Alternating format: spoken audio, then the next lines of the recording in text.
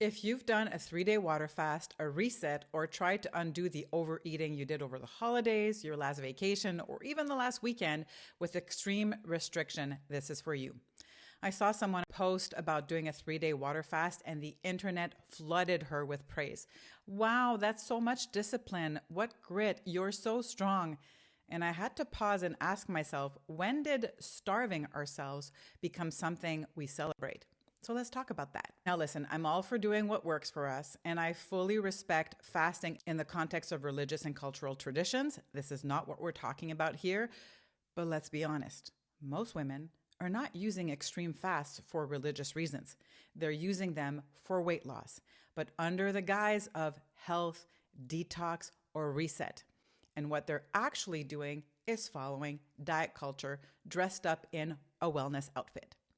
So let's explore why a 3-day fast, outside of religious practices, of course, is diet culture in disguise. First, it glorifies quick fixes wrapped in suffering as a measure of success. We have been conditioned to believe that if weight loss is to work, it has to be extreme and fast. But extreme restriction and sacrifice isn't discipline. They are just shortcuts. But because they come with huge sacrifice and suffering, we're conditioned to see them as admirable. It's that Navy SEALs mentality applied to women's bodies. If it's brutal, it must be effective. But real strength isn't about enduring pain. Real strength is about consistently showing up for your body, not punishing it.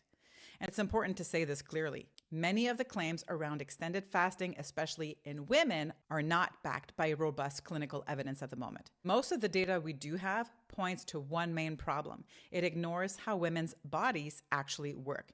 If you're still menstruating, perimenopausal, or, and this is the key factor here, stress 3 out of 10 or more, which is most of us, fasting is not what your body needs. Your body needs consistent fuel to regulate hormones, support your thyroid, and keep your blood sugar stable. Most women already spend most of their lives in survival mode. Depriving ourselves of food signals more danger to the body.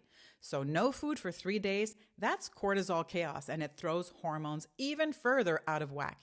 The next one really bothers me because it plays into the belief that you can undo the damage you've done from your holiday overindulgence with a fast. And I know this because last year, I think it was January 1st, one of the key doctors behind this idea posted a reel saying something like, guys, I overdid it over the holidays. I drank too much. I ate too much sugar. I stuffed myself to the point of feeling sick. Hey, everyone, let's get in a group and do a 3-day fast to undo all of that damage. Just think about what that does to us mentally. It keeps us stuck in the all too familiar pattern: overeat, overindulge, feel like crap, panic, restrict, do something drastic, repeat. That pressure to make up for or burn off or undo what we ate is core to diet culture mindset. And from a mental health perspective alone, I'm not here for it. This is often promoted as a detox technique, so let's level set. You have a liver, you have kidneys. For the most part, they already know what to do. Outside of specific medically supervised situations like preparing for surgery, certain autoimmune flares, or diagnosed issues, fasting or therapeutic detox protocols can have clinical value. But that's not what's being promoted here. What's being sold to most women is an extreme method to undo food choices or force weight loss. And that's where restrictive dieting gets repackaged as health or wellness. The other thing is it backfires every time, but people get confused into believing it worked because the scale goes down. You see, you lost a couple pounds and you think it worked. Let's level set again. You didn't lose any fat. You lost water and you emptied your digestive tract. That's not fat loss. When you start eating normally again, that weight will just come back up, and that's totally normal. But what happens then is that your body gets ravenous because its primary function is to keep you alive. So when food becomes available again, it cues overeating.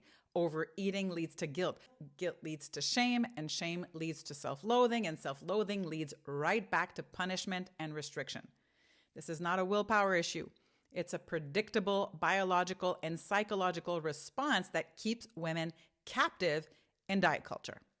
The next issue is that it celebrates sacrifice over consistency. Why do we applaud a woman starving herself, but overlook a woman who nourishes her body consistently? Why is I'm pushing through starvation treated like it deserves a badge of honor? Because we've been taught that thin at all costs, no matter the consequence, is good. And that is a lie I refuse to perpetuate. Now, if you've done something like this before, I'm not here to shame you. I know you didn't say to yourself, how can I dig myself deeper into diet culture? You were trying to feel better. You followed advice from people you believe were credible. I've done it too. But we have to stop applauding and chasing methods that mimic disordered behavior and calling it wellness.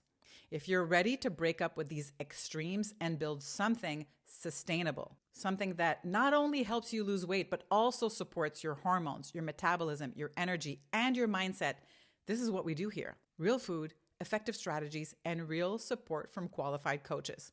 So let's make nourishment what we praise this year. Let's make sustainability the new flex. Let's stop glorifying extremes and start normalizing the boring basics done consistently over the illusion of quick fixes. Because real results do not come from starving yourself. Your results come from showing up and fueling your body over and over and over again.